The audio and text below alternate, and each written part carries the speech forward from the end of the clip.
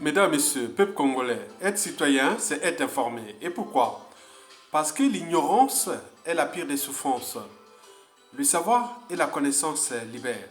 Mesdames, Messieurs, peuple congolais, on dit souvent que la vérité sort toujours de la bouche des enfants.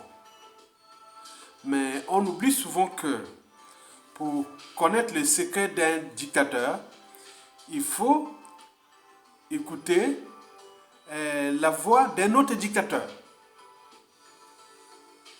Et le cas Obiangema de la Guinée équatoriale, eh oui, c'était qu'à l'école.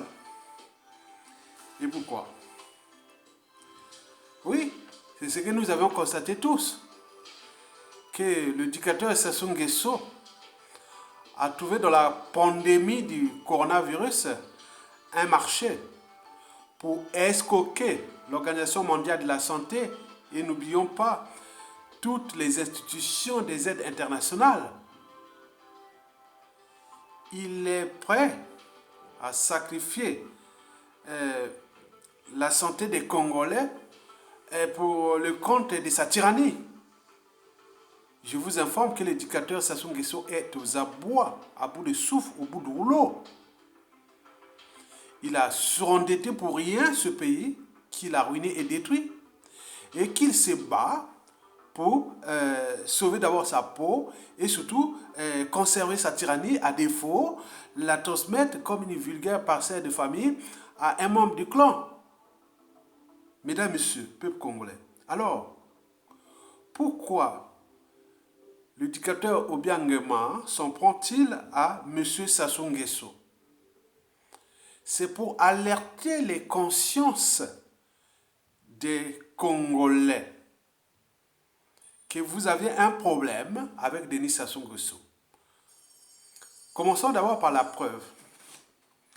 Obiangema a dit ceci: je ne suis pas comme ces chefs d'État qui augmentent les chiffres pour avoir de l'argent. En Guinée équatoriale, les seuls qui souffrent du coronavirus l'ont ramené de l'extérieur. Et ils sont au nombre de 20. Ils sont actuellement en quarantaine et n'en sortiront que lorsqu'ils seront guéris. Obiangema. Tenez. C'est la preuve.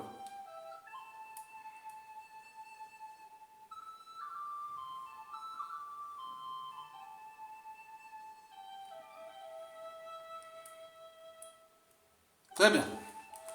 Mesdames, Messieurs, peuple congolais, incroyable mais vrai. Bon, Denis Sassou Nguesso est désormais aux abois à cause déjà de ce coronavirus et qui a engendré déjà une crise pétrolière qui a commencé depuis au Congo depuis ces 6 dernières années. Sassou Nguesso a géré ce pétrole-là de manière opaque. Il est arrivé la crise du pétrole avec l'autosuffisance énergétique américaine qui a commencé à avoir des impacts dès 2014-2015. Donc le cours du baril de pétrole ne cessait de baisser. Et donc avec le coronavirus aujourd'hui, bon, Sassou Nguesso, le pétrole congolais ne vaut plus rien. C'est à perte, le Congo ne gagne plus l'argent avec le pétrole, puisque déjà il y a les problématiques de préfinancement, qu'il avait déjà encaissé l'argent. Et là, avec la crise, même les traders et tout ça, là, ils ne gagnent plus l'argent. Et donc, Sassou Nguesso a trouvé là un marché avec le coronavirus pour escroquer la communauté internationale. Vous avez par exemple pu voir déjà cette flambée de faux dons, les dignitaires du régime, avec les chèques allant de 15 000 dollars jusqu'à, disons même à 300 000 dollars. Mais où trouve-t-il cet argent? Est-ce que c'est vrai qu'ils prennent l'argent et donnent? Donc c'était un jeu. Ils prennent l'argent des dons, ils les transforment, l'argent des dons venant de l'extérieur à cause du coronavirus, parce qu'il fait du chantage sur le coronavirus. Qu'au Congo, le nombre de gens qui sont infectés du coronavirus ne cesse d'augmenter. Non, ce n'est pas vrai. Les conditions de vie là-bas sont déjà indignes. Et en plus de ça, on n'a pas de soins, contrairement à la Guinée équatoriale, où Obiangema a su quand même gérer ce pays, malgré un peu des abus des dictateurs africains. Mais en termes de rapports gestion et conditions de vie, gestion de pétrole et conditions de vie des populations, bon, on peut donner qu'Obiangema a moins une note de 12 sur 20 et ça soit une note de 2 sur 20. Obiangema a la note de 12 sur 20. Parce que il y a à peine, il y a 15 ans, ce pays-là, il fait partie des pays pauvres, rien de tout, mais ils ont les infrastructures de qualité les meilleures d'Afrique centrale. Alors que Sassou Nguesso, il a les infrastructures les merdiers du monde entier parce qu'il fait partie des pays pétroliers qui ont des infrastructures de merde. Et donc les gens meurent comme des mouches et les morgues sont pleines à caquer de cadavres. L'hécatombe de la condition humaine est totale là-bas depuis ces 10 dernières années. On ne cesse de parler, le problème de l'eau insalubre et empoisonnée, les problèmes d'hygiène, d'alimentation, les problèmes des hôpitaux et des règles d'hygiène aussi des maladies nosocomiales. Les gens ne meurent pas du coronavirus au Congo. Il n'y a pas. Maintenant, on cherche du coronavirus, même dans les villages. On va chercher, ah tiens, il y a le coronavirus. Non, ce n'est pas ça. Déjà, il n'y a pas de matériel pour diagnostiquer le coronavirus, pour faire les prélèvements. Oh, il n'y a pas. Et donc, on trouve tout est ça devient un marché, un terrain de jeu pour les dictateurs. Donc, Sassou Nguesso a trouvé là un moyen pour escroquer les aides internationales et l'opinion et la communauté internationale qui fait des dons avec tous le réseau de lobby. Là, il a trouvé là un moyen de gagner de l'argent. Et d'ailleurs, Arte, dans une émission de Arte TV, il avait même souligné cette problématique. Comment l'Afrique se remet toujours aux autres pour construire leur propre développement. Ils vivent que des dons, des dons, des dons. Sassou a trouvé là, c'est que des dons. Donc pour conclure, pour fixer les idées, je vous informe que la problématique coronavirus ne se pose pas au Congo. Ne se pose pas au Congo. Il n'y a pas de problème de coronavirus. Les gens meurent plus des conditions de vie indignes, structurées, organisées par la tyrannie. Les gens meurent plus par la violence politique, tyrannique. Les gens meurent par les scènes de torture, des disparitions suspectes ou forcées, et tout ça que par le coronavirus. Le coronavirus n'a pas de problème. Mais comme il a trouvé là un marché, et donc ils sont en train de vivre de ça parce que ça lui permet d'assurer d'abord sa sécurité et éventuellement faire fonctionner ces mécanismes de la conservation de la tyrannie dans le renseignement général de la population qu'il est en train de faire pendant le confinement. On ne sait pas pour quel but, pour quel enjeu. Donc, Obiangema a raison. Parce que nous avions un problème. Il y a dictateur et dictateur. Je voulais te dire qu'il y a dictateur et dictateur. Il y a des dictateurs qui sont des plus stupides, les plus idiots. Il y a des dictateurs qui sont intelligents. Il y a des dictateurs qui sont nationalistes, patriotiques.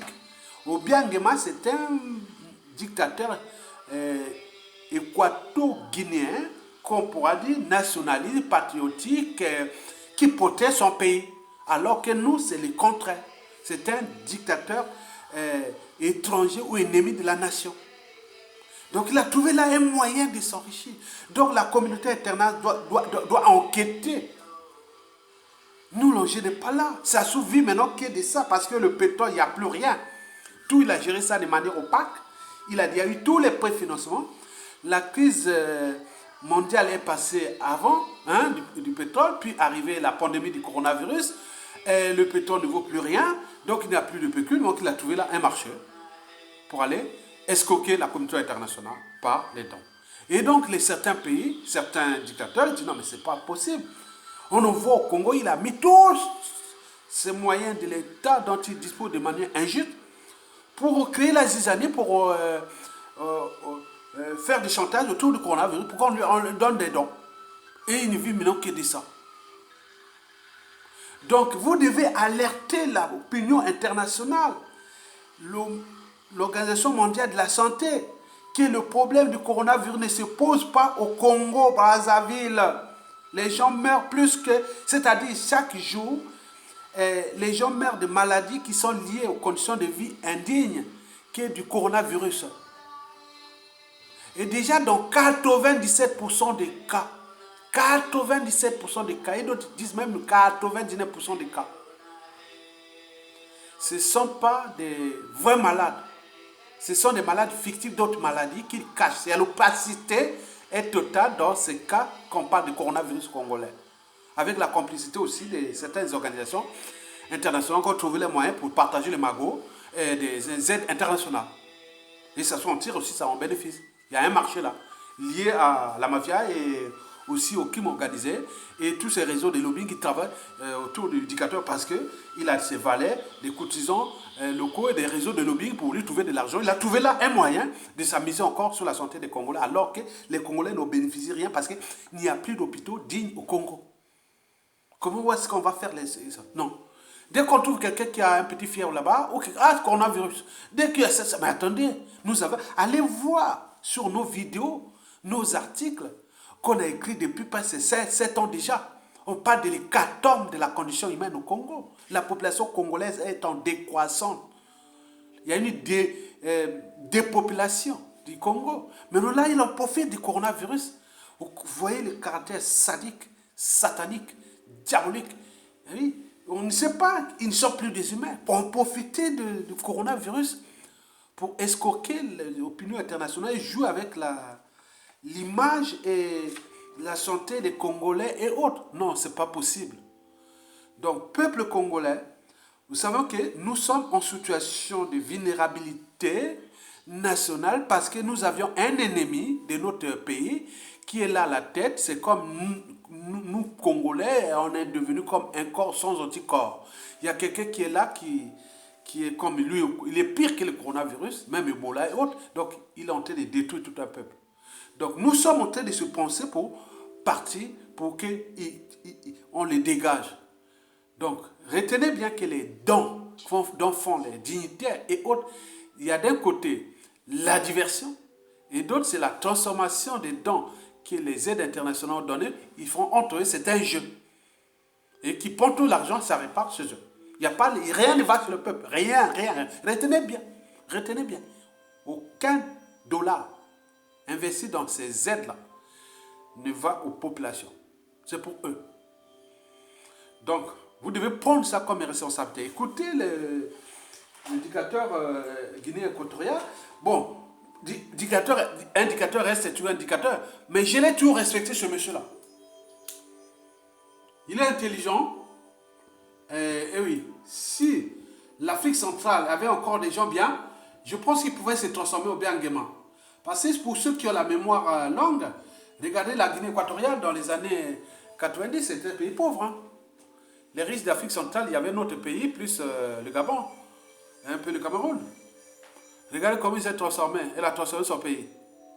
Avec le pétrole, la montée au puissance du pétrole. Il a exagéré un peu, mais je pense que c'est quelqu'un qui a quand même bien travaillé et qui, il faut se le dire, qu'il fait partie des dictateurs.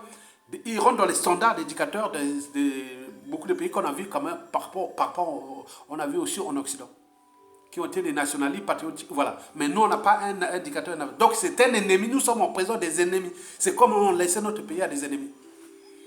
Donc c'est à nous de prendre des responsabilités et qui ne vont plus tarder à arriver. Mais Sassou est aux abois. Il n'a plus d'argent. On ne peut pas jouer au dictateur sans argent. Pour financer déjà sa sécurité, ses compagnies de mercenaires,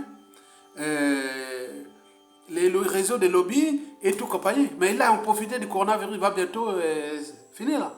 Mais il va être à la fin du confinement et exposé au peuple et on va les dégager. Et nous le commençons déjà à partir du premier main. Pour l'harceler jusqu'à sa chute. On n'a plus besoin de lui. On n'a jamais eu besoin de lui aussi d'ailleurs. Vous avez tout compris. Merci beaucoup.